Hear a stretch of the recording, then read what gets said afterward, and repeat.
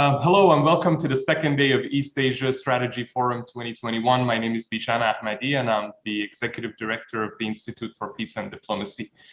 We have 3 panel discussions and 2 keynote sessions scheduled for today.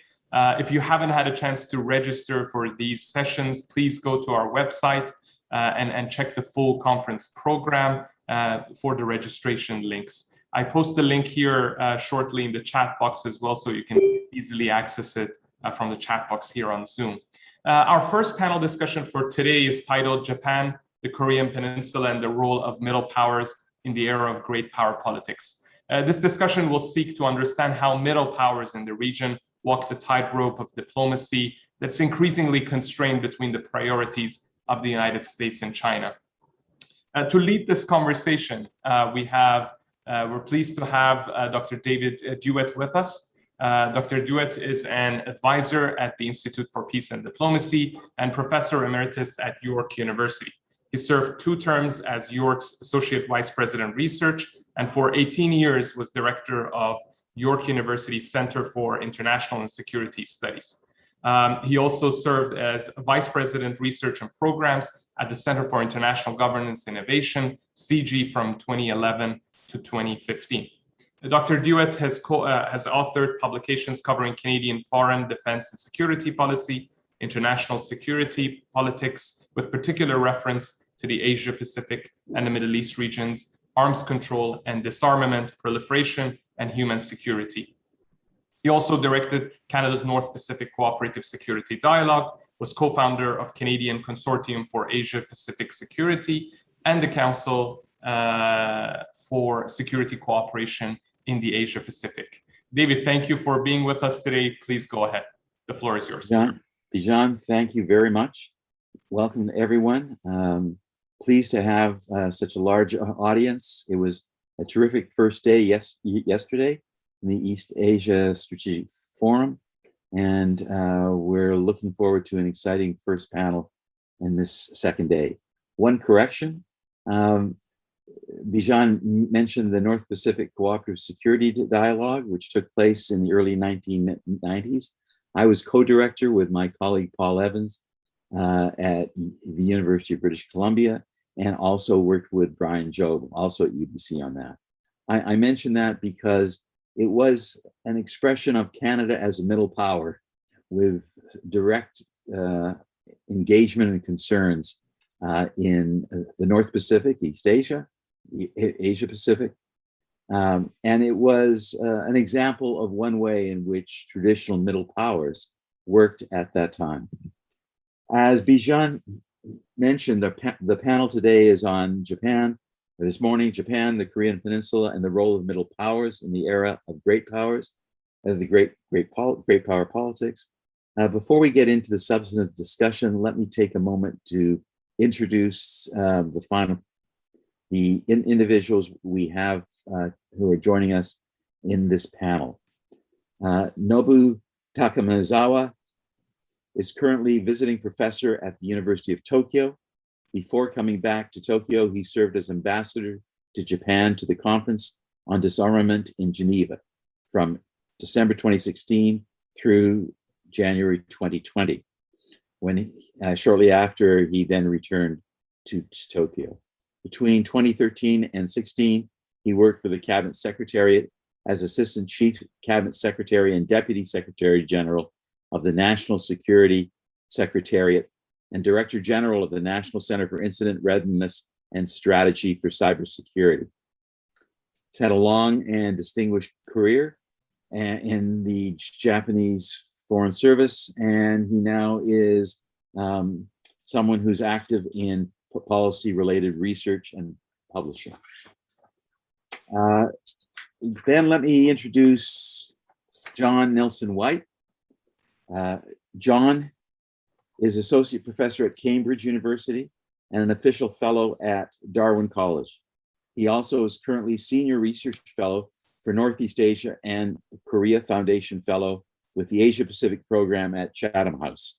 He was head of the Chatham House Asia Program from 2014 through 2016 and is a graduate of Christ Church and St. Anthony's College, Oxford, and the School for Advanced International Studies at Johns Hopkins.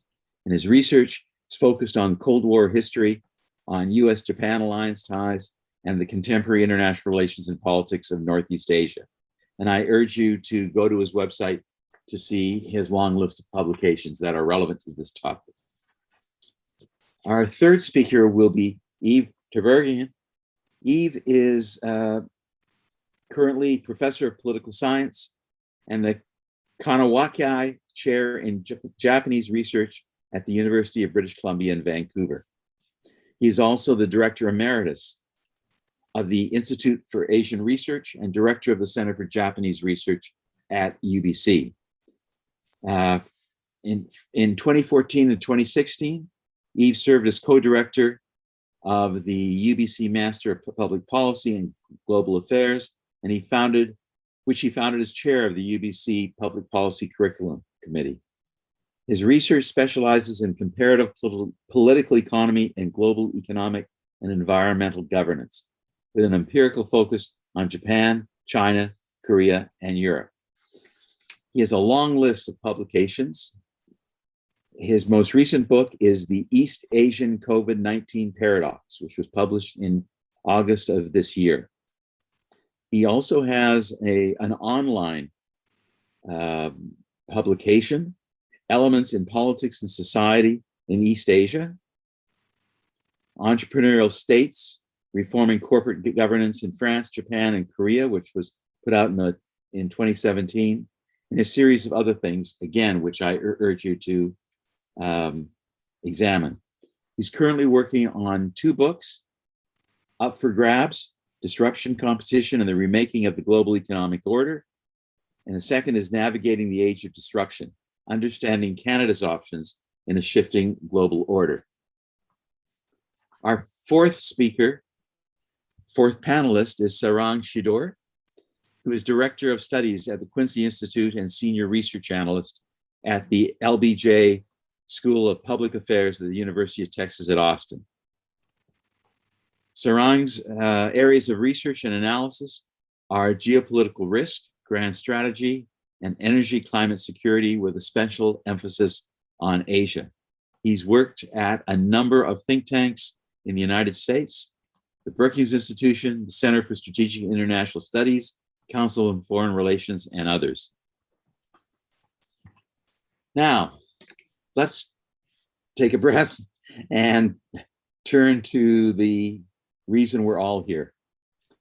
And that is to try and better understand the role of Japan, Korea, and the issue of middle powers in what the organizers of the conference have called the era of great power politics. I know this may sound like a somewhat academic question, but I want to start out at this level of generalization and ask each of you to address the whole notion of the concept of middle powers. We know that it was a very attractive and popular term in the early days of the post-World War II world, right through much of the Cold War. Middle powers were seen as those countries that often aligned with either the Soviet bloc or the Western bloc led by the United States, but they were seen to have particular roles and responsibilities and opportunities. They often were agenda setters in terms of international institutions. They were seen to be able to reach across areas of difficulty and serve sometimes as mediators, as representatives of different sides. They were identified as countries that had high capacity in terms of their economies, their professional military, their trade, and in particular, their skills in diplomacy. And they were seen often to be very positive contributors to trying to maintain a stable international order and provide opportunities and facilitate communication and the opening up of channels of relations between contesting powers.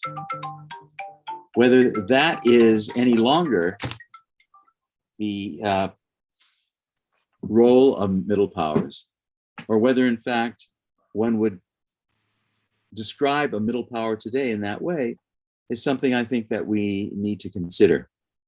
And in reflecting back to those early periods, neither Japan nor South Korea would have been included in the cluster of middle powers. It was very much a North American Eurocentric view, with Australia and New Zealand as part of that collective.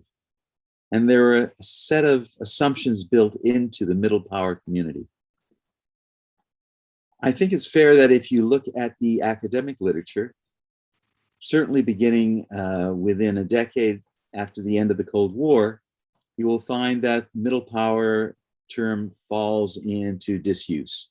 It's rarely raised, it's rarely considered as a major factor or driver in the direction of international affairs. And it's not even raised as an actor in helping maintain a sense of continuity and stability. That again has changed. Over the last decade, both Japan and South Korea, among others, have been labeled as middle powers, but I don't think the assumptions of what that means are the same as the way we used the term previously.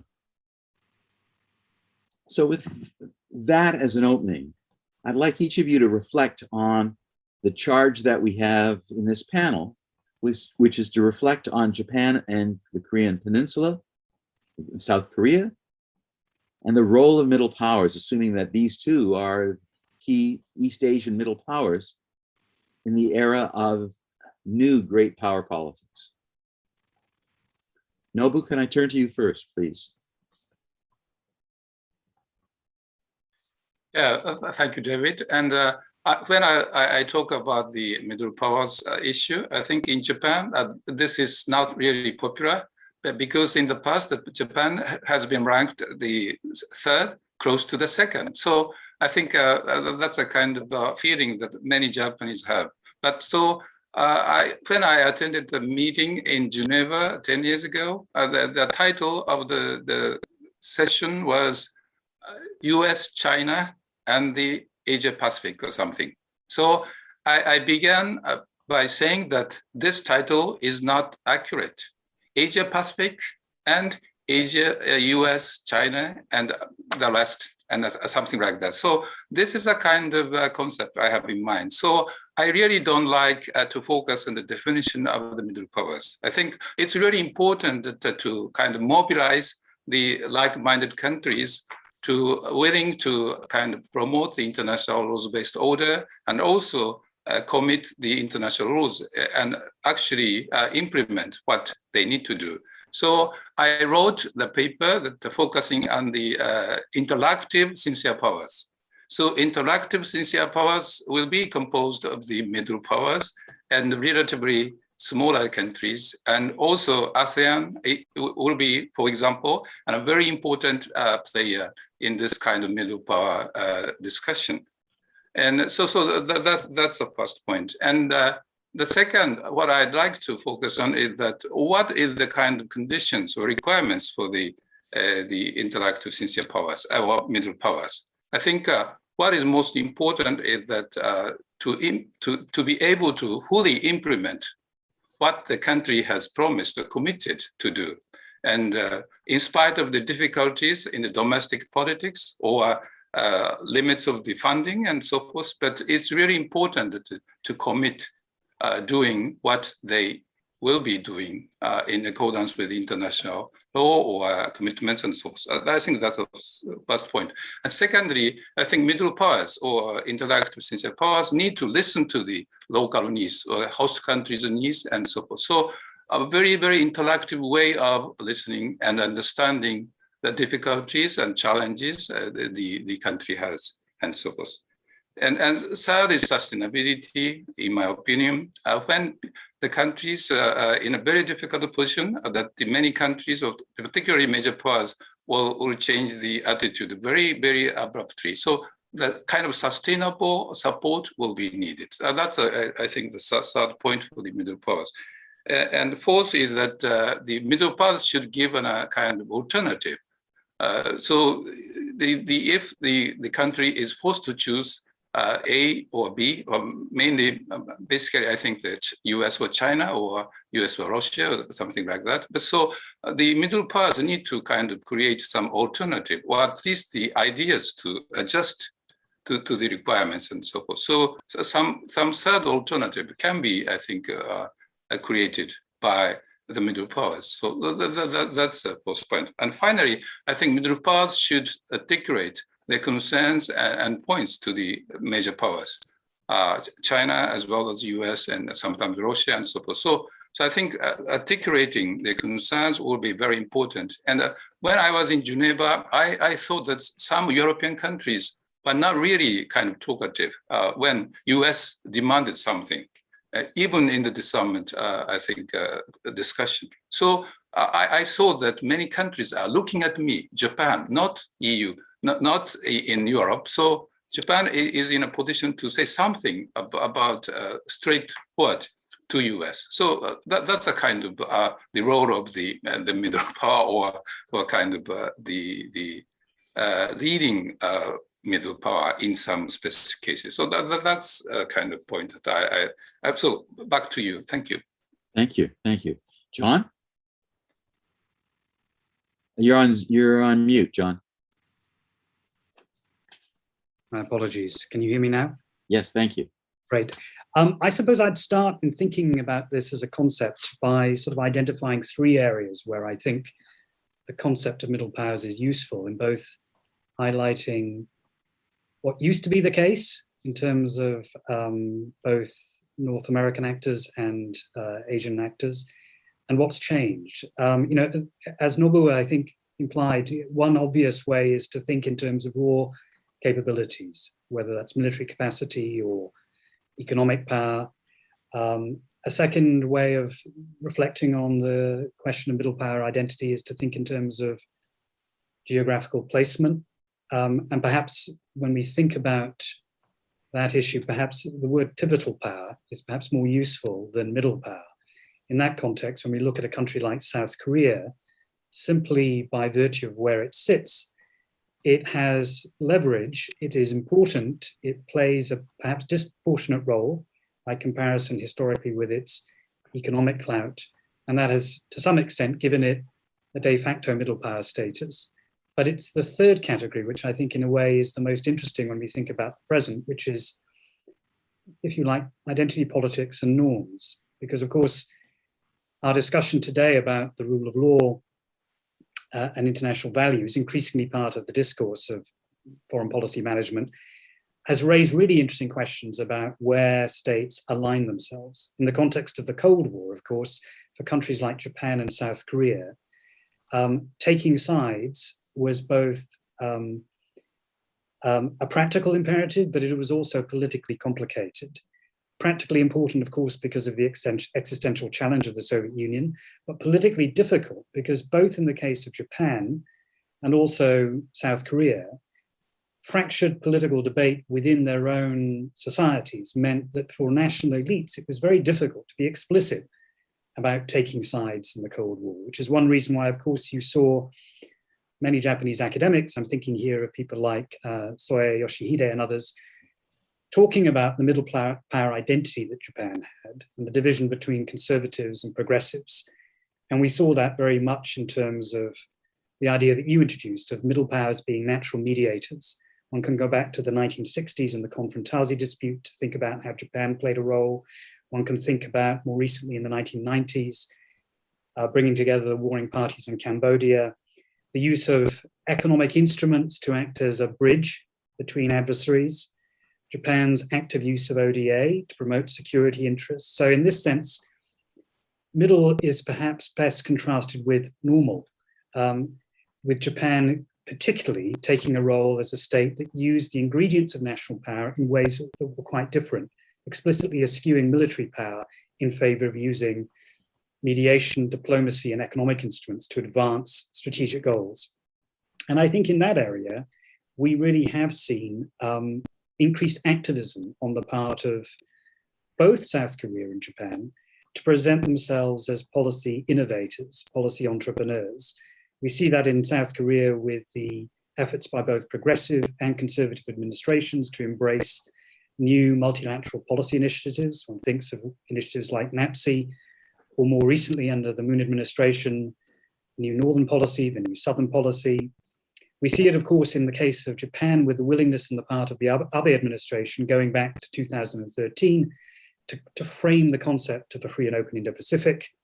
It's really interesting to see those states taking the initiative to, if you like, try and occupy the rhetorical space between the traditional great powers.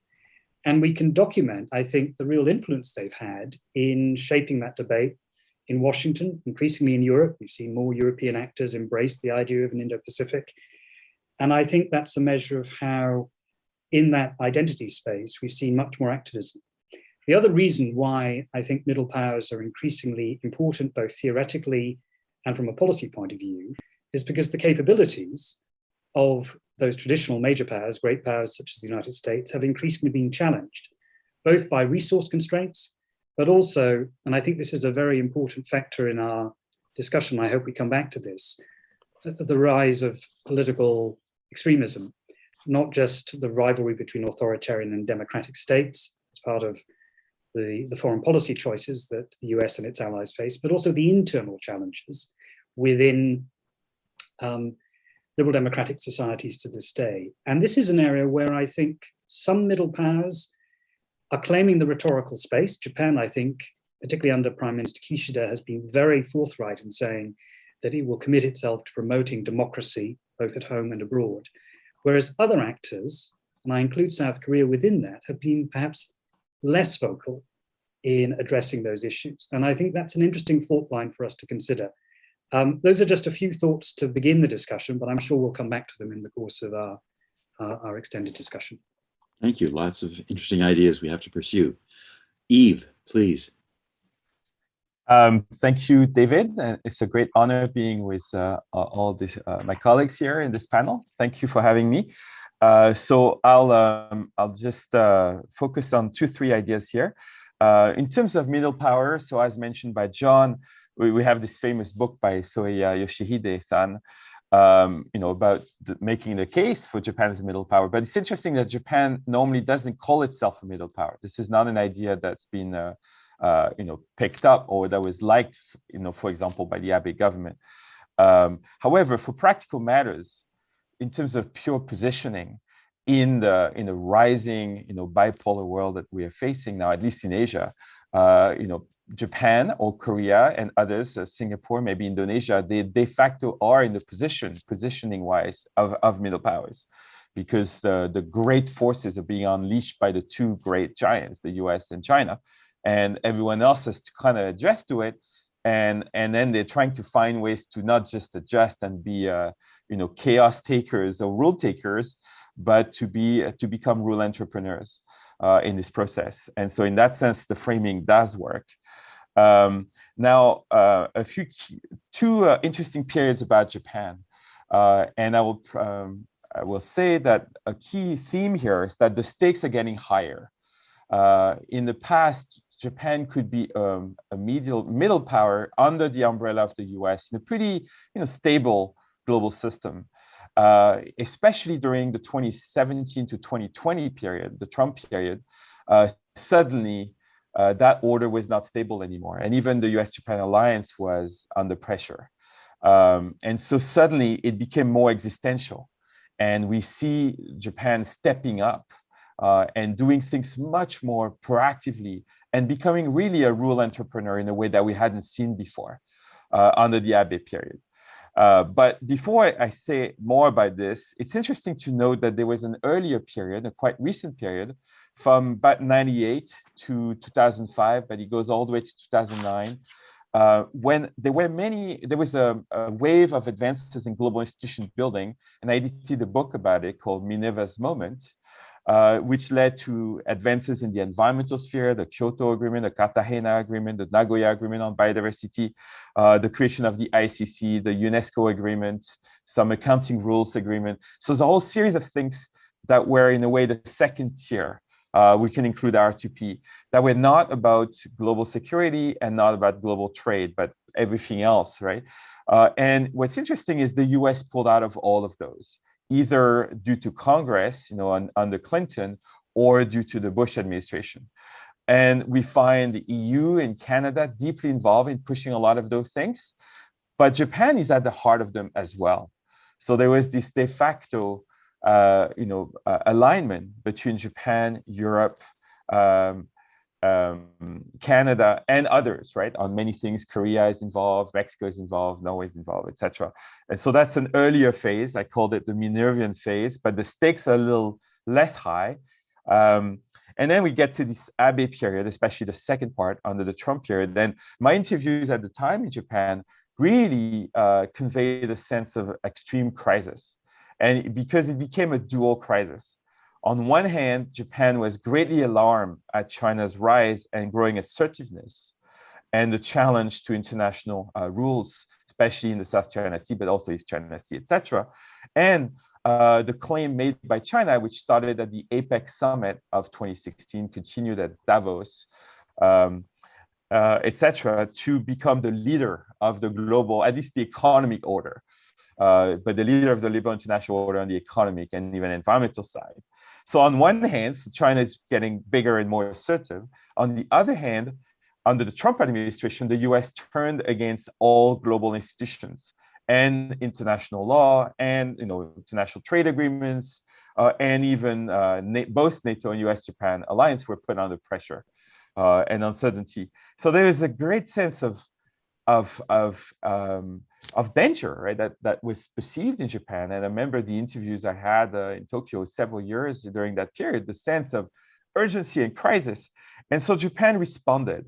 It's both because of Abe's leadership, but also there was a broader whole of government reflection that involved MOFA, involved METI, involved MOF, etc., many actors, that Japan had to step up and become a rule entrepreneur. And that leadership came more in the economic sphere, right? So that's when Japan takes the leadership of the TPP, which was unthinkable even a year before. That not only Japan would stay in the TPP if the US came out, but would become the leader and would put pressure on Canada and others. And then Japan becomes more active, even accelerates this infrastructure approach to Southeast Asia and rest of Asia, and many other things. And it falls under the free and open Indo-Pacific. But the Japanese version of FOIP is very different from what became later the American version and other version, because it has those three pillars. And yes, there is a strong focus on security, rule of law, etc. on one hand, and Abe does increase the credibility of Japanese security and accelerates cooperation with the US, etc. on security, and provides resources to Southeast Asian nations like Philippines and others. But on the other hand, it keeps the economic pillar of FOIP open to cooperation with China. Because the reality is today, 27% of Japanese exports go to China. And it has increased over the recent years, despite all the changes. This number includes Hong Kong, right? So I put mainland plus Hong Kong here, which is not always counted that way, but in reality, it should be. And it went up 2 points last year, by the way, that number, right, in 2020. And so there's this pragmatic reality that the Japanese economy depends on the engagement with China on one hand. And so there has to be a functioning relationship. On the other hand, Japan is looking for more credibility on the security rule of law side. And so it became, Japan basically pushed that sort of dual approach and pushed this under the umbrella of FOIP. And so that became, we saw very, very activist Japan like we have not seen before. Mm-hmm. Thank you. Mm-hmm. Thank you. Thank you. Sarang, over to you. Thank you very much, David, and thank you for having me in this event, and to my co-panelists who have actually provided an excellent summary of where we started in terms of the concept of middle powers and how it evolved, and particularly recent history on the complications of the concept in terms of the, let's say, the ambiguity that these countries themselves have in terms of naming themselves. And that gets me to some of the things I want to say, which is sort of trying to look ahead a little bit on this. The first question that arises is who does the naming and for what purpose? And of course, there's an academic literature, but there's also a policy reality. And the concept has evolved in that sense, and we can certainly say that in the 90s and the first decade of this century, there was a tremendous focus on the economic side and much less on the security side, in terms of ASEAN particularly growing and opportunities for Japan and South Korea to expand their economic footprint, and in general trade and investment growing on the back of the rise of China, of course, but also other countries in the region. That is changing, of course. As we know, the era of whatever you want to call it, great power competition, or what now has been renamed as strategic competition in Washington, is upon us. Or at least that seems to be where the trend line is going. And securitization is becoming the big influencer in the room, whereas economics perhaps dominated in the 90s and or at least preeminent in the 90s and the earlier part of the century. It seems that now security is very much in competition and maybe overtaking the economics. And in that situation, it becomes an interesting question: who names middle powers and what do they think of themselves as? Of course, from the great power standpoint, the middle powers are very critical in this competition. If we for a moment stay within the strategic competition framework, then the US simply does not have the let's say the GDP or especially looking ahead, perhaps even the security assets to be the predominant, or certainly not the sole balancer of China, based on the framing that Washington may see. In fact, the deficit is quite substantial. In the case of the Cold War, the Soviet Union only had about 20-25% of the US GDP. In this situation, we are going to have China overtake the US in terms of absolute GDP potentially by the end of this decade. So the US, from that standpoint, playing the strategic competition game needs middle powers as balancers. Their role becomes, from the framing of Washington, as balancers in a security competition. This is, of course, not a complete view because there's economics, but I'm leaving that aside for a moment. But the middle powers themselves may have a different conception of what they are. And really, the answer depends on the middle power in question. But looking ahead, there can be possibly three evolutions of this concept in objective terms. One evolution is that indeed middle powers become balancers in a very dystopian scenario of blocks, or the nearest thing we can have to blocks in today's interdependent world, which is not the same as the old Cold War, of course, but some form of block formation emerges more than not, and middle powers act as balancers. In this case, mainly aligned on the US side, let's say, in quotes, directed at China, but also could be some players, not Japan and South Korea in particular, but some of the smaller players that are in the other column.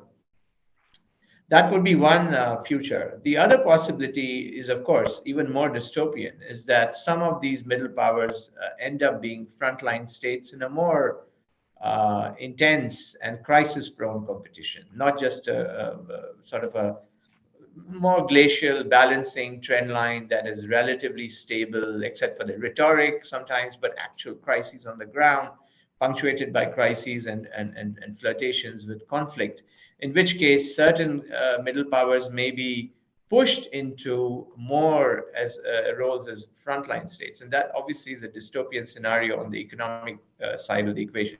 But there is a third possibility, which perhaps may be the most desirable, is that middle powers emerge as complicators, that they emerge singly, but more possibly in a sort of tacit coalition to dial down the security competition or dial down the bipolarity between the United States and China, and act to seize initiative in ways more than just around the edges of modifying, say, the free and open Indo-Pacific concept, or doing tweaks in terms of preferences in one arena or the other in the security space, but actually more frontally start taking the region's destiny into their own hands and dilute the influence of the two great powers in tactful and obviously in more in constructive ways.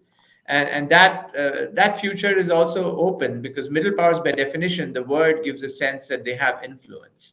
These are not great powers in terms of setting the overall global framework, but they can actually move goalposts. And perhaps in a sum of more than one, they can actually even define new goalposts. And that would be a third future that I would point to, which we don't see any signs of yet, but potentially, perhaps we may be surprised on that. So, thank you. Thank you. Thank you very much.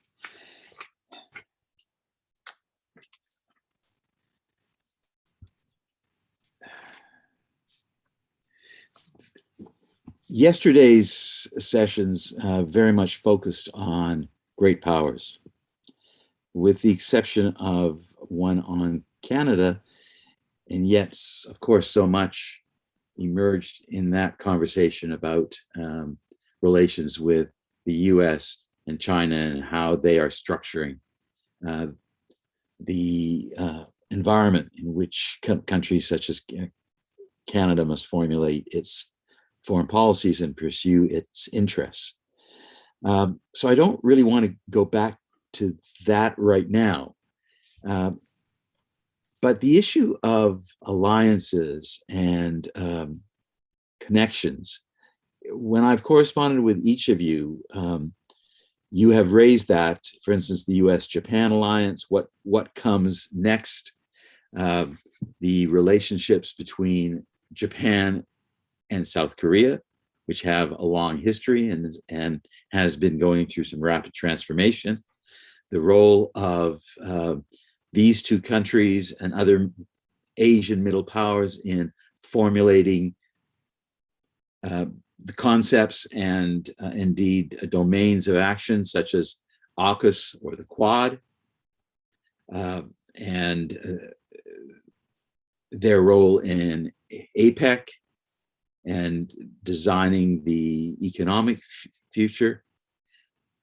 I'm wondering if, in fact, you could comment on where you see the opportunities in very practical terms to be the most significant in terms of this, this view, certainly from Washington, that we are in a increasingly bipolar great power world.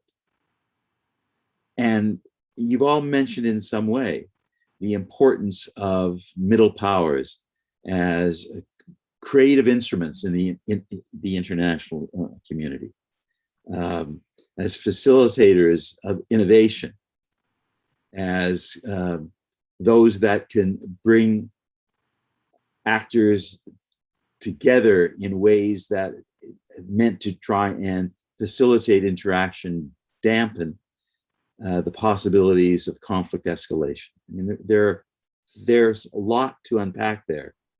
Eve, you did the introduction piece in July 2020, which was on your online publication, and it was entitled Japan's Leadership in the Liberal International Order. And there's been great dispute about whether or not we are, in fact, in a liberal international order. So it seems from all your comments that you see tremendous opportunities for middle powers and an important role, especially for Japan and South Korea in East Asia, whether you then expand it to Asia Pacific or you prefer the emerging language of the Indo-Pacific. You seem to suggest that Japan and South Korea, and quite possibly there are others, Singapore, in Indonesia, that have not only new opportunities, but new responsibilities and obligations to the international community, and in particular to the progressive evolution of the Asia-Pacific region, however you feel comfortable defining that. So I'm wondering if you'd like to pick up on, any of you, on any particular issues about that. I would start by asking anyone who would like to comment on the importance of the cooperation or the relationship between Japan and South Korea. That seems, certainly as someone who's not an expert in this, who 30 years ago found myself with colleagues in the midst of a track 2 effort to bring Japan and South Korea into a conversation around security in the North Pacific, which also involved China and Russia and the United States. The relationship between Japan and South Korea was important then. My sense is it's even more important now. And I'd like to start off and see where that takes us. Anyone would like to begin? John and then Eve. Sorry, you're on mute, John. If I can start on a pessimistic note, I mean, I'm sure our audience will have seen the news of the disappointing meeting yesterday in Washington between Undersecretary of State Wendy Sherman and the respective vice foreign ministers of South Korea and Japan.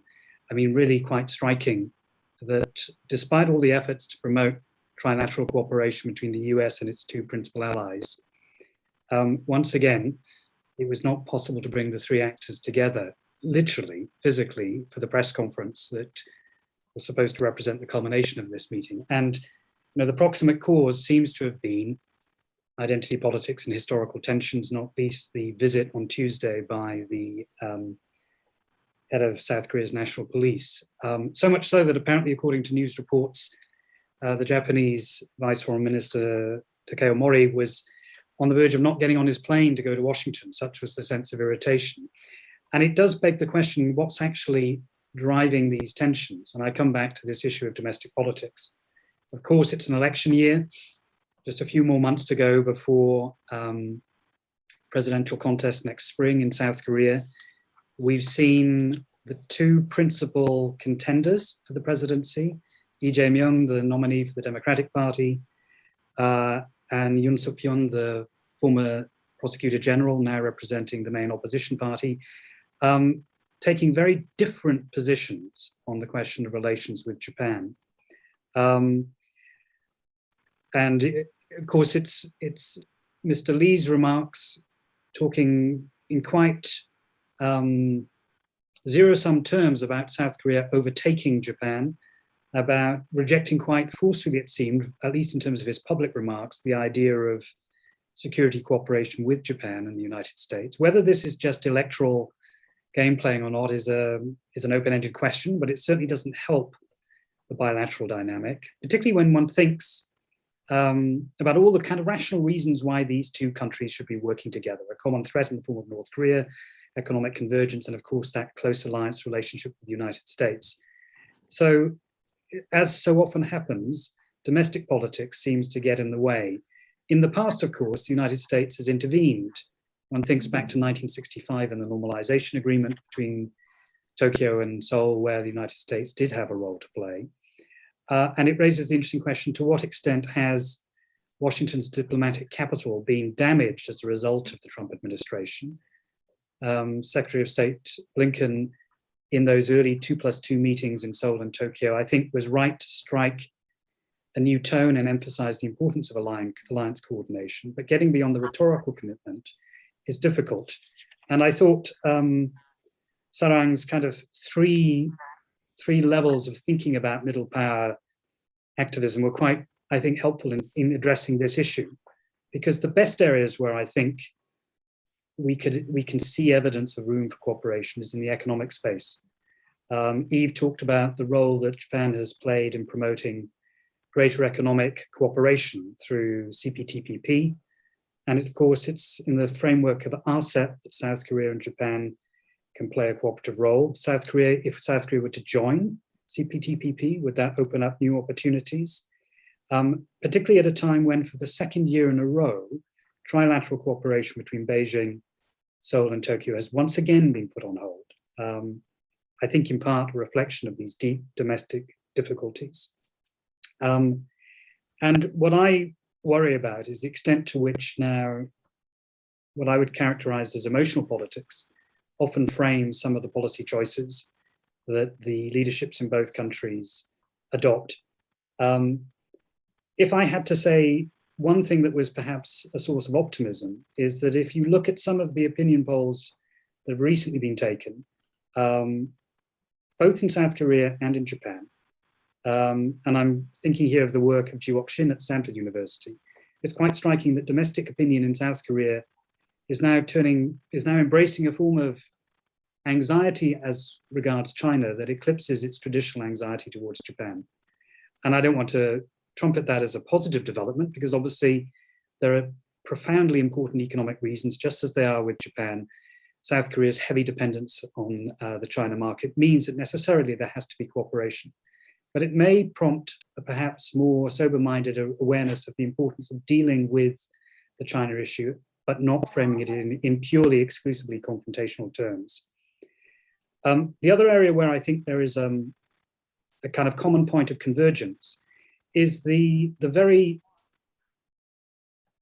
practical challenges that the United States faces in terms of capabilities in addressing a much more structurally systemic threat from China in the South China Seas, but also much more broadly in terms of nuclear proliferation and nuclear weapons capacity, are increasingly raising worries about the credibility of deterrence, and particularly over the most probably critical issue in the region, signaling as far as Taiwan is concerned. And here I think both South Korea and Japan increasingly have had to adopt a policy, at least within their defense communities, that recognizes the importance of increasing both strategic autonomy and strengthening defense cooperation with the United States in order to shore up deterrence. So that you have both progressive and conservative leaders in South Korea talking about the importance of bolstering South Korea's defense credibility. Whether that can translate, given those domestic political tensions and willingness on the part of some politicians to play to the populist gallery, to actually think concretely about formal security cooperation between the sort of bilateral spokes of the alliance and the weak, in some ways underdeveloped link between Seoul and Tokyo, again, is an open question. But it seems to me that there is an incentive and there are facilitating shifts in public opinion that perhaps suggest that there is room for cooperation. And this is my last point, and in this respect, to end on an optimistic note, the main opposition candidate, Mr. Yoon, who is depending on which polls you read, is 10 to as much as 13 points ahead of his Democratic Party rival, has unusually, for a South Korean politician in an election year, talked very explicitly about strengthening cooperation with Japan. And I think prediction is a dangerous business, but it's possible that depending on the outcome of the election, we may see actually an appetite for greater cooperation between these two critical American allies. Thank you. Eve. I should let Nobu-san speak first. Fine. Yeah. No.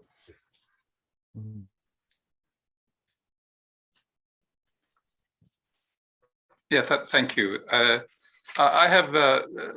like to focus on the positive side of the ROK-Japan relations at the outset. So, and first, let's look at the cultural exchanges between young people. And there is a kind of increased, I think, sense of the respect for Japan and for Korea from both young people. So the culture, I think, exchange is so increasing that the Japanese, young Japanese and young Koreans do not, I think, distinguish. Is this really from Japan or is this from really Korea? So I think that's I think increased fusion and the young generations. I think that's a positive sign. And second point is that, for example, within the ROK, there is an increased sense of the concerns about China. That's true. So I see that the support to Quad, participation by ROK in the Quad is 50% support. So it's even. So I think it's unexpectedly, I think, higher than the ordinary people think. So that's a point, as John, I think, talked about. And also, third point, that the relationship between ROK and Japan are important. Almost 80% are supportive of the importance of the Japan-ROK relations. And although it is declining slightly, but still high, 80%. I think that's a positive element. And also, I think there are some areas of cooperation, particularly I believe that in multilateral fora cooperation would be very important. And when I mean that Japan and ROK are looking for the friends and partners in the multilateral fora, actually not so many.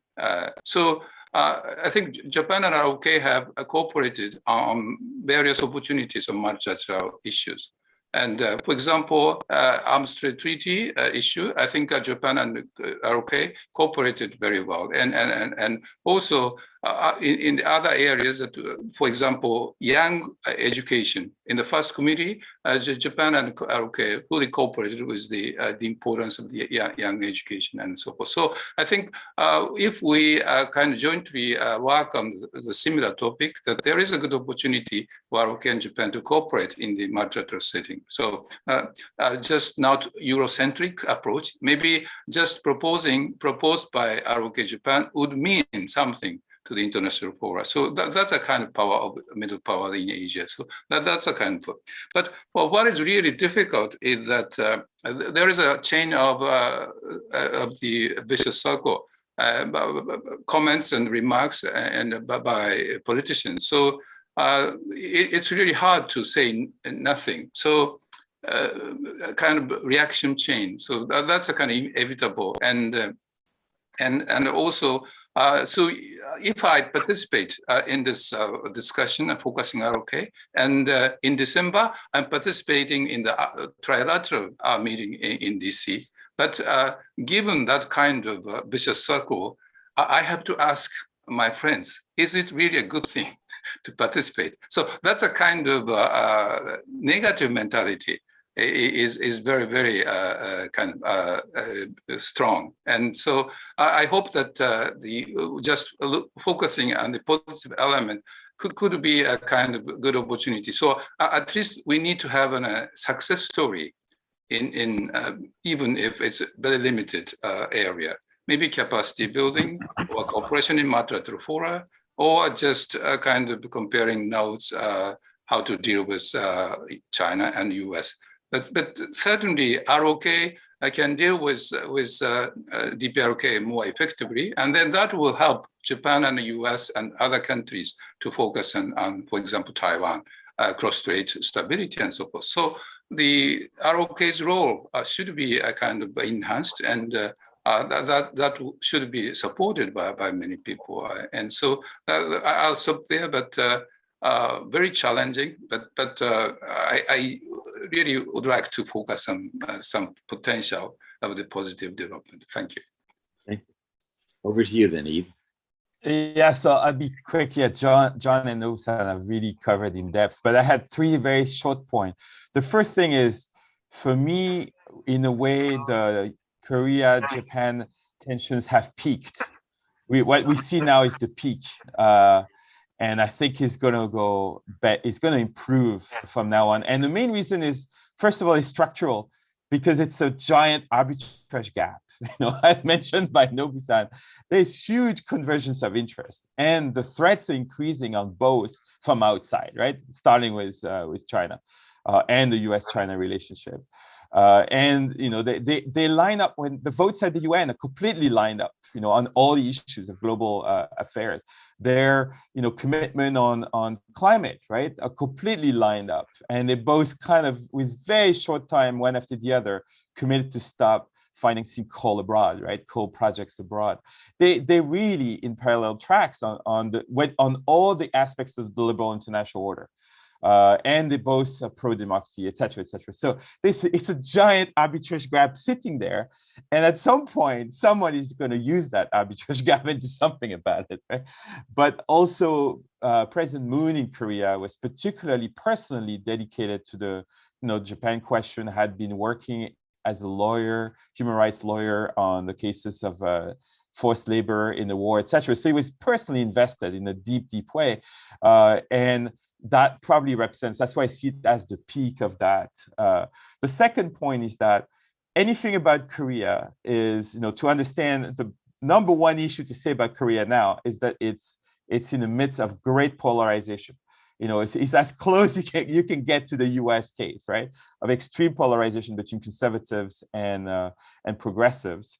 And the social media spheres have disconnected. I mean, there's intense separation here. And as John mentioned, we're on the cusp of a more likely return of the conservatives to power. And so there's going to be a flip, right? There's going to be a pretty big flip in the approach because their focus is indeed on China, on tighter relationship with the US, on a whole bunch of things which make them structurally closer to Japan.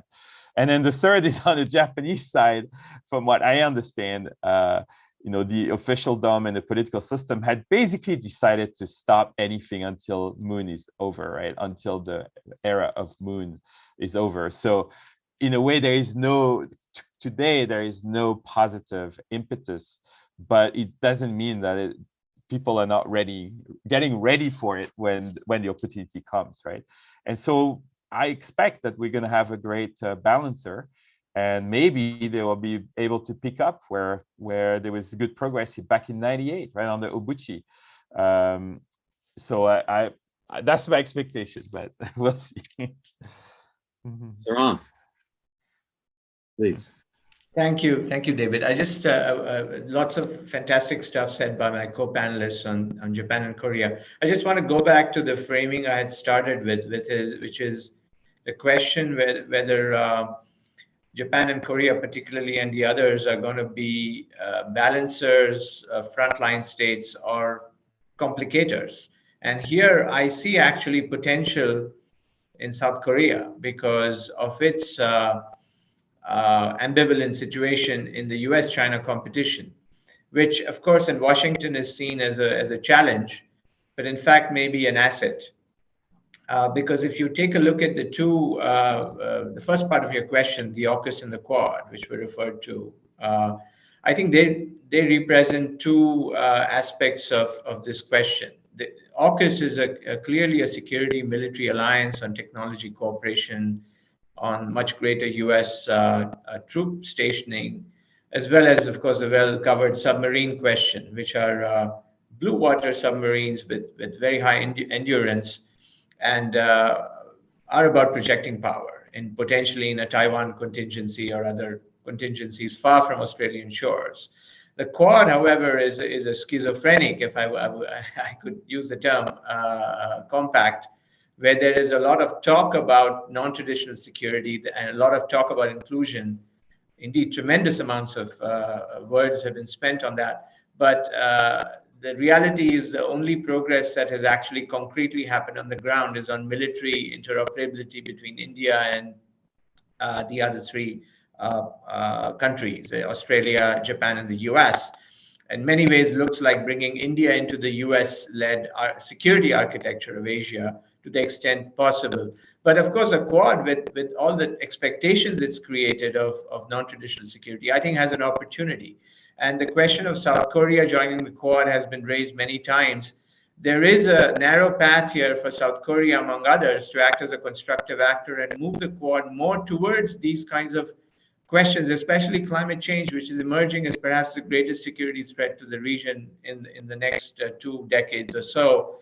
And in that process, push a minilateral such as the Quad, which is a Japanese-US led in many ways idea, into a more complicated type of a role where indeed China could also be included, especially in spaces like climate change. So we can see South Korea play that role and come closer to the Quad, but also draw some red lines around it in terms of whether it's going to be a more security-centric de facto, it doesn't claim to be one, but de facto on the ground, or much more focused on public goods and creating different paradigms from China, but yet alternative paradigms where middle powers can flourish and indeed take center stage. We have, yes, sorry. Nobu, please. Yeah, thank you. With regard to Quad and AUKUS, I think that it is really important to articulate the position that when it comes to deterrence, or when it comes to the fundamental principles, that the countries are united and utilizing some framework for strengthening deterrence. I think that's not a kind of element destabilizing the situation.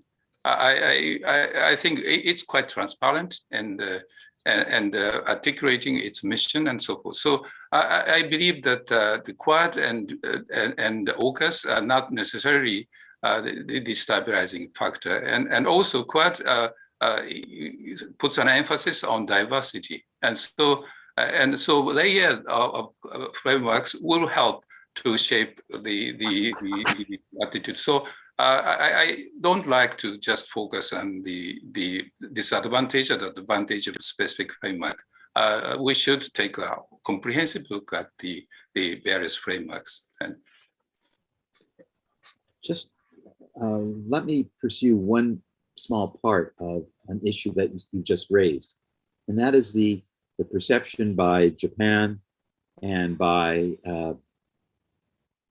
South Korea of, in fact, the sustainability of the American commitment. A number of you have mentioned deterrence, the credibility of the deterrence factors, stability. In your views,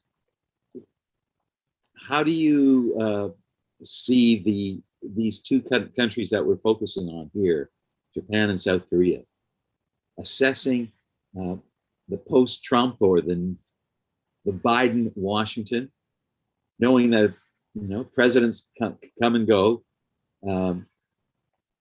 Washington continues moving in various directions. There's Congress and the complexity of U.S. domestic politics, and yet the Americans, through decades, have played a critical role in the placement of arenas of opportunity for both Japan and South Korea.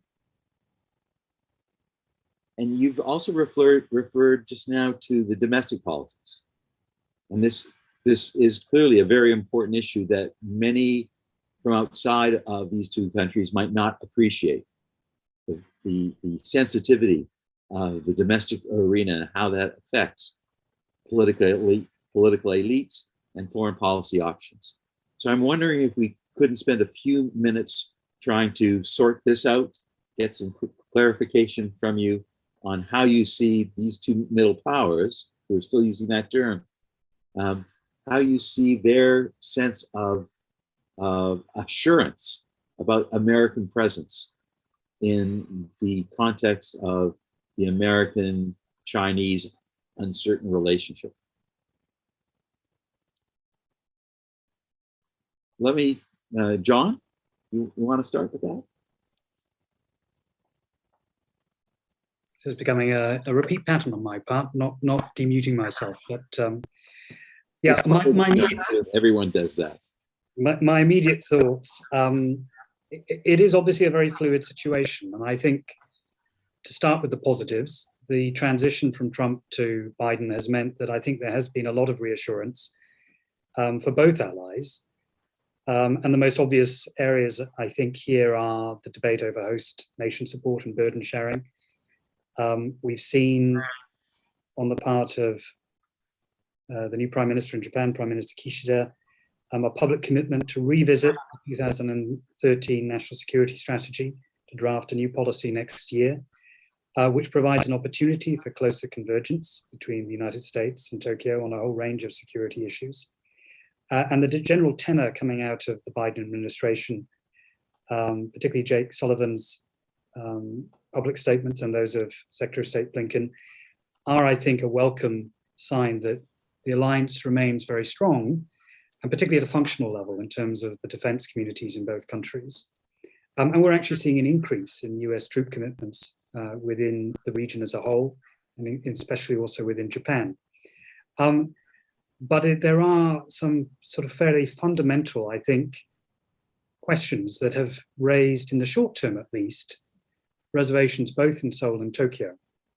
One is the discussion of a no first use policy and what that would mean as part of the nuclear policy review in the United States. I'm not a close reader of some of these defense debates, but it's certainly being reported that in both Tokyo and Seoul, there are worries about the implications of this if it were to go ahead. And of course, when we think about South Korea, particularly the current administration, the primacy of the North Korean issue as both a strategic imperative, but also inevitably for a progressive administration, a political imperative with all of the legacy implications, has meant that the question of the end of war declaration still remains unresolved. And we've not seen any clarification this week, despite some expectations, certainly as it was being telegraphed before the Vice Foreign Minister's visit to the region, to Washington, suggests that the two sides are still some distance apart. So there is scope for concern, I think. But we're seeing also active efforts, and perhaps this comes back to questions of capabilities, which are active efforts by both countries to enhance their defense capacity. Defense Minister Nobuo Kishi has just initiated a debate in the Japanese parliament to look at the question of Japan acquiring a capacity to strike preemptively against North Korea's nuclear assets. I think that's a measure of how, to come back to your point about domestic opinion, particularly amongst younger politicians in Japan, there is much more of an openness to consider those options. There has been talk of the deployment of American medium-range missiles on Japanese territory. That would have huge implications in terms of the security calculus within the region, but also huge consequences in terms of domestic public opinion. And these could be potentially very divisive issues. I think we continue to see in elections in both Japan and South Korea the dominance of economic issues as opposed to these more existential security concerns, notwithstanding the shift in public opinion. So I wonder to what extent national elites have the capacity to really move decisively in favor of a more autonomous capacity. It was very striking, for example, in the South Korean debates for the primary for the opposition party. Mr. Yoon's rival, Mr. Hong, talked about the need to reintroduce American nuclear weapons to South Korea to deal with the challenge from North Korea. And that reflects, I think, the level of anxiety on the part of certainly members of the conservative establishment about how best to deal with North Korea. But the consequences of that in terms of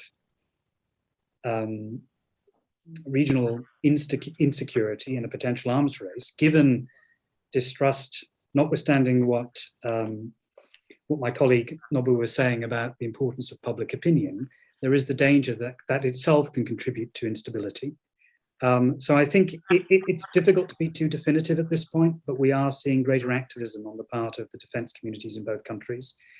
But at least from the point of view of the United States, there is a willingness to try and bring the parties together. The last point I would make, just to sort of come back to what we were talking about earlier about forms of cooperation, is security is now being defined much more broadly than just those traditional security threats. And we've seen that under Mr. Kishida, with all of the, I think, sensible emphasis on economic security, the appointment of a minister within the Japanese cabinet charged with responsibility to think about these broader issues of supply chain resilience, cooperation in dealing with a whole range of security, economic security issues. And to echo again what Nobu was saying, it's in this area that there are plenty of opportunities for enhanced cooperation. The Quad, of course, through South Korea's participation in working groups on digital technology, in supply chain resilience, has already demonstrated its capacity to contribute constructively here.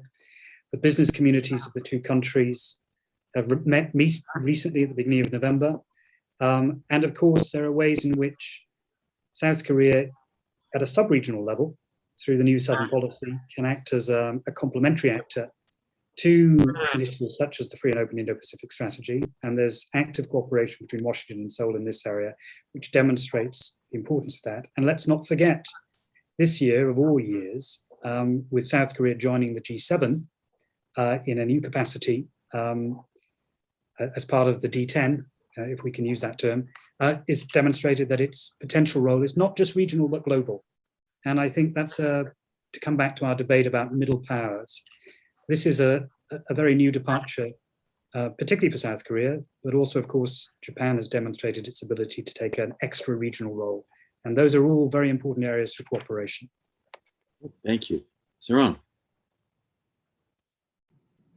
Yeah, I just wanted to agree with John. I think a lot of what he said really makes sense, and maybe build on it a little bit, and also respond to an earlier comment by Mr. Takamizawa. One person's deterrence is another person's threat, and vice versa, indeed. So the challenge in Asia is not yet in a full-blown form, but it could emerge quite soon, is how do we move away from a mutual idea of strengthening deterrence, because deterrence will have a response, and then we'll have a counter response on the other side, to actually a de-escalation of what could be the biggest threat to the so-called middle powers, which is a bipolar, very intense, very sharp security competition in Asia. And indeed, also, I think a negative scenario for the great powers themselves. So this is really the question. And so there are, it's a complicated question, and that's where the role of middle powers is critical, as trying to complicate the issue and not just see it in terms of deterrence on one side or the other. Nobu? Yeah, thank you. And I think first point that what John talked about, I think that the kind of concerns of what is happening in Japan is that the change of the nature of deterrence. So we are not just talking about the US nuclear extended deterrence, but rather how to deter the very, very coercive actions, or how to deal with the coercive actions. So I think that's the most important point. And so in order to make the kind of denial or deterrence capability stronger, that and also the nature of deterrence is changing, particularly the role of the social media and influence operation and information operation. The democracies are really weak, and also coordination among the democracies is really challenging. And China and Russia and North Korea, these countries have a very, very unified, I think, control and so forth. So the gap is increasing between the authoritarian countries and democratic countries with regard to how to ensure deterrence. So I think that's the most worrisome element. So in order to deal with this seamless coordination and discussion and comparing notes and joint assessment will be definitely needed. So what is most important is that how to assess the situation under with regard to the deterrence function and the limits of deterrence, and what are measures needed to ensure deterrence. So I think that's the most important point. And in order to do that, US needs to be engaged in this area, and also ROK, Japan, and others need to kind of be serious about doing what they need to do. So that's the situation we are in. And I don't think that just remaining doing nothing would strengthen the stability. Or rather, China's nuclear strategy has been changing, and a kind of triad type of mutual asset destruction type of thinking is emerging. I think that's very clear. And if the China is really shaping the world by 2050 or 2049 and so forth, they need to have credible nuclear deterrent. I think that's a logical, thinking, and what has happened in the past. So in 1992, we didn't know that China would kind of make a land claim on the South China Sea and build towns and airfields and so forth. So I think that the logical thinking will be really important. And with regard to the cooperation between ROK and Japan on various fronts, I think that the climate change is certainly important, but what is really important is the supply chain issue, and which bridges the Taiwan, Korea, Japan, and US and others. And so this is really an important element. So we need to have a kind of common assessment of the challenges of the global supply chain. And not just limited to semiconductors, but rather so-called strategic goods and assets. So that's really important. And as the nature of deterrence is changing, the economic cooperation and health security or economic security and cyber security or information security, for example, these are very, very important areas for cooperation.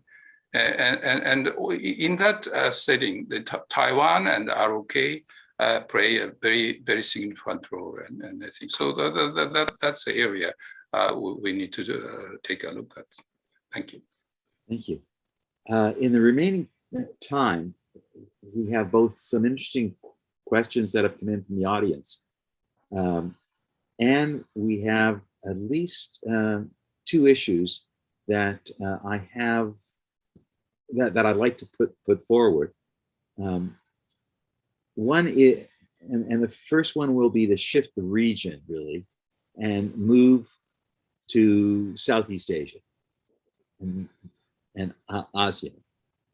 And I'm wondering if you might be able to address the relationships and the importance or lack of importance, depending on where you sit on this thing, on these things, between Japan, South Korea, and the emerging Southeast Asia, ASEAN region, sub-region community. We know that both South Korea and Japan for many years has been actively engaged in diplomacy and economic relations with the countries of ASEAN. We know that China has increasingly turned attention to the opportunities in that part of Asia Pacific. I'm wondering if you have some new insights that you'd like to share concerning the ability to have Japan or South Korea build on that kind of a relationship, that the relationships it has with principal Southeast Asian countries as a coalition of a set of middle powers that can enhance stability, create opportunity, bring innovation, address, for instance, even some of the supply chain issues that you've noted.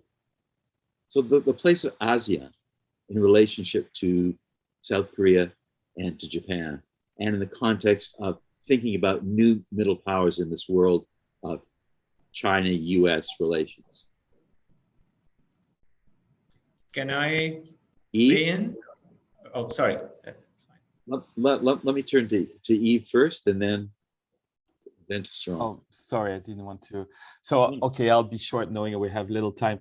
Yes, so it's often forgotten that Japan has a huge and very constructive presence in Southeast Asia. In fact, the amount of investment in infrastructure built by Japan is actually still greater than what China has done so far. And in general, Japan, if we simplify, etc., broad brushes, may be the most trusted partner in ASEAN because, of course, China is controversial and there's all kinds of questions and issues of tensions, etc. And the US is seen as, sometimes blunt, sometimes absent.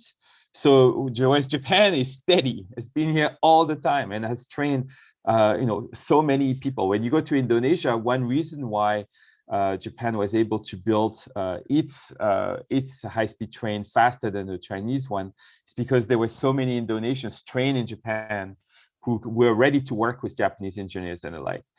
So there is this huge structural advantage. And now South Korea has followed behind and is also very present. And even in countries like Myanmar, basically Korea is second only to Japan in that quality of human building and all this relationship.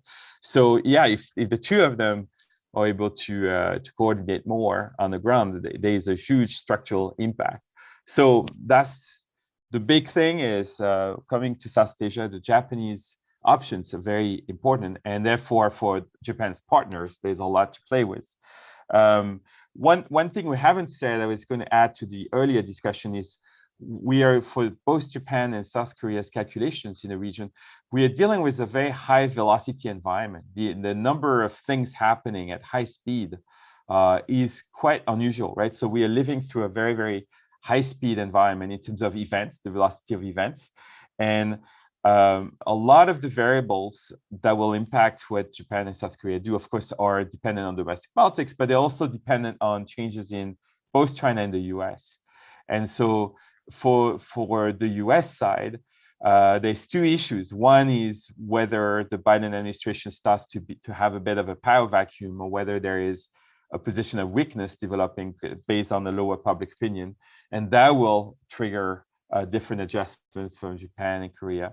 And the second is, of course, 2022 and 2024, and whether we're going to have a Trump 2 administration or a Trump-like administration. And so people have to calculate what it may mean, et cetera, et cetera. And then the Taiwan question is critical because when it comes to Taiwan, there is both existential risk, existential relationships, as mentioned by several politicians in Japan. But this is also more than just a foreign policy item. This is where Japan would become a critical frontline state and a target. And so it could change public opinion. It's a very different environment to operate under, right? It's probably the most direct threat to Japan since World War II.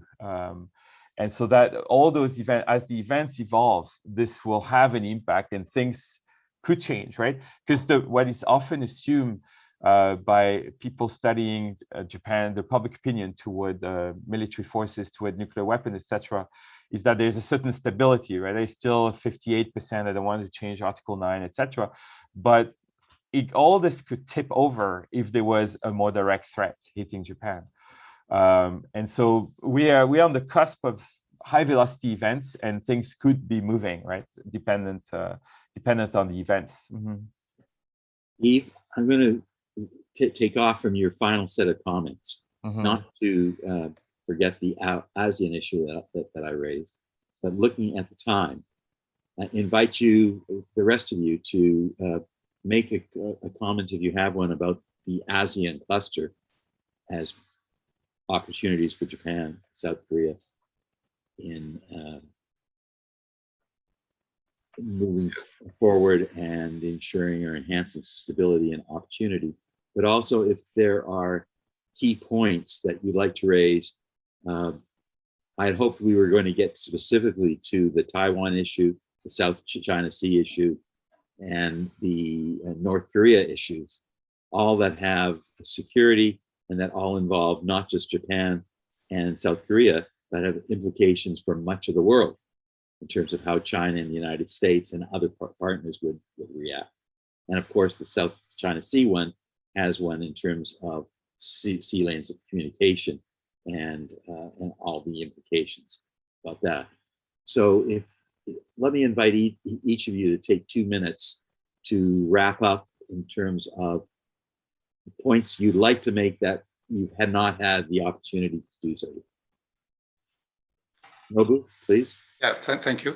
And with regard to the cooperation between ROK, Japan, in ASEAN countries or Southeast Asia or in Asia, in the Pacific, I think that we need to know what projects are underway on an interagency basis. And sometimes we are in the silos. And so without knowing what the other country is doing or what the other ministries or companies are doing. So I think what is really important is to have a kind of integrated list of projects and among the like-minded countries and so forth, including Europe, maybe Australia, Canada, and so forth. I think that's most important. So we need to listen to the voices of the host country, and so that we can come up with a much more integrated and effective way of building capacity in the region. I think that's most important. And in that sense, ROK and Japan are placed in a very good positions. And second point is the Japanese public opinion.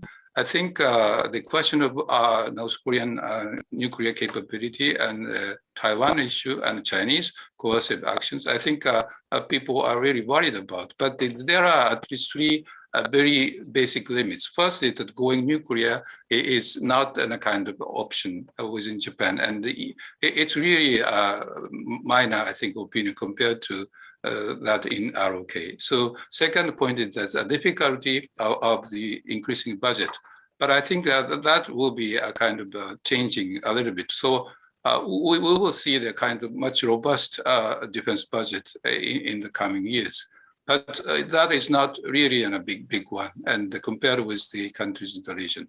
And third point is that review of the defense national security strategy will be focusing on kind of the flexibility and operationalizing the capacity that Japan has. And so I think that will be a given priority. So not just changing the force structure dramatically, but how to operationalize, or how to function the existing capabilities much more effectively, and focusing on communication and presence and the integration of the system.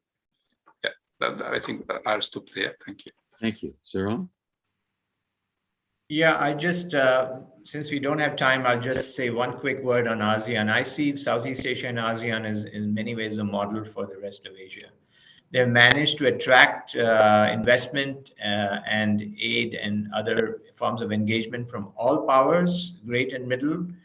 They have maintained a zone of high economic growth and integration. Yes, Myanmar is a crisis, but other than that, things have generally gone quite well for ASEAN for the last 3 decades. And they do not want to be participants and become frontline states on either side of the great power competition, although they are claimant states in South China Sea. In many ways, they're much more involved than Australia, for example. But they have taken a different route. And there, I think, lies a certain kind of low-key wisdom in Southeast Asia that perhaps points the way for the rest of countries in the region to take a leaf out of. Not exactly, but partially. And just another quick point on this battle between democracies and authoritarian powers. I think there's some validity to that. Clearly, there are different systems and there is a qualitative difference. But we should not overstate this battle, this rivalry in these terms. For one reason, it implicitly suggests 2 blocks, which is not a good thing for the region. And secondly, we have seen democratic powers also launch wars and indeed intervene and in many ways create a lot of instability in the Middle East and elsewhere. So although a useful guide, it cannot be a dogma and should be always put in the context of other issues to look for solutions. And again, here middle powers can play a role in fostering that. John, over to you. Very quickly, I think there are clearly complementary ways in which South Korea and Japan in Southeast Asia have shared experience. One thinks of their efforts in the Mekong Delta to promote economic security, environmental initiatives, women's rights. These are lots of areas where the 2 countries share direct involvement, and how they can build on that cooperation is important. That having been said, I think there is a comparative advantage for the states in different areas. And one thinks for Japan's efforts to promote bilateral security cooperation with individual ASEAN member states. Recent discussions between Prime Minister Kishida and Duterte about initiating a 2+2 process between their 2 countries. The fact that Mr. Kishida met with his Vietnamese counterpart on the sidelines of COP26 in Glasgow. I think is further demonstration of the continuity in the sort of all of government broad approach that Japan adopts to thinking about the importance of cooperation in the security and economic space with individual members. But there are, of course, divergences. And perhaps the biggest one when we think about China is different perspectives on the question of China's application to join CPTPP, with countries like Singapore and Malaysia more enthusiastic, Japan, or for that matter, Canada, taking a more detached view, a more cautious approach.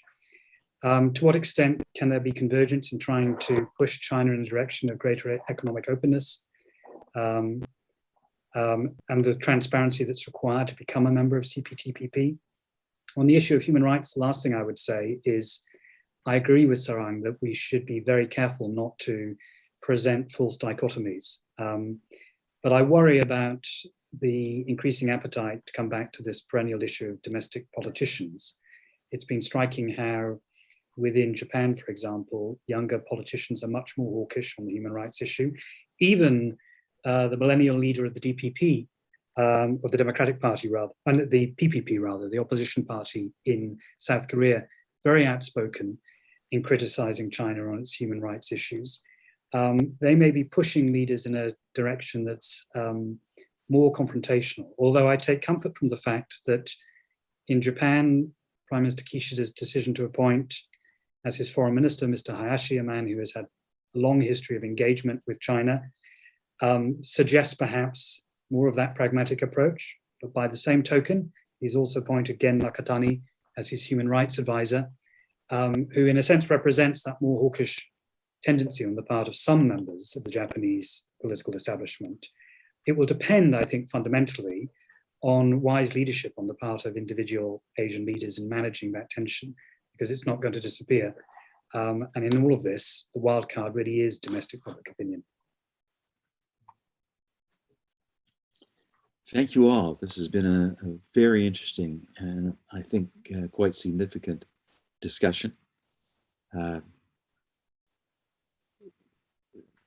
There's no doubt, given the size of the audience for the strategic forum, that there is a huge appetite for information and for a range of views and the opportunities, the platforms for discussion among these for these issues, and a much deeper appreciation of the complexities. I must say that whether I go leave this panel more optimistic is something I'm going to have to think about. 30 years ago, the issues, for instance, of getting Japan and South Korea to see the world not in the same way, but to understand and appreciate more deeply each other's views and to seek ways to cooperate, seemed to be on the cusp. We were at the edge where there was a sense that there was real opportunity here to make some breakthroughs. I have a sense that while some have been made, there's still an enormous agenda in which everyone would benefit from enhanced cooperation and collaboration between South Korea and Japan, and undoubtedly with other countries throughout East Asia, both north and south. I hope that when we meet again next year on a similar panel, we'll be able to demonstrate and identify where opportunities have in fact been grasped and where progress has been made on some aspects of these important agenda items. My apologies to those who submitted questions where we weren't able to answer every one of them or all of a question that was often quite complex, but I think we did address much of what was put forward in the Q&A box. And I thank you for all of that. I should inform or remind everyone in the audience that there is a keynote speaker scheduled at 12 o'clock our time, that's Eastern Standard Time in Canada. Jeffrey Sachs, the director of the Center for Sustainable Development at Columbia, will be in conversation. And that'll be from 12 to 12:30, followed by the next panel, which is entitled Troubled Waters, Averting War in the South China Sea and Taiwan.